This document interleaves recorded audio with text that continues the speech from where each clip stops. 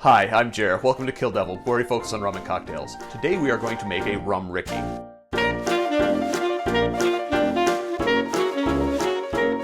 There are two ways to make this drink. The difference are in how you get the lime juice into the drink. One way is to add half an ounce of lime juice, but that's not as much fun as adding half a lime. So that's what we're going to do today. I don't normally like recipes that use half of a fruit in order to generate a proportion, but in this case I do.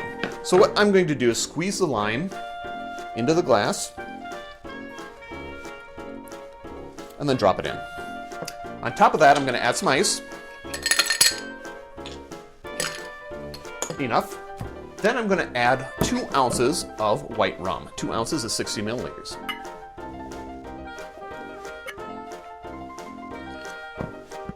Top it off with some club soda or seltzer water. So we're going to do this without exploding. I think I did it. And just top it off. This is a Collins glass, so it's 8 ounces, so that gives you about the proportions. If you'd like, you can add a straw.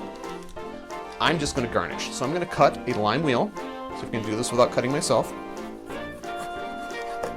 Aha! And that's it. A Rum Rickey. Drink with good spirits.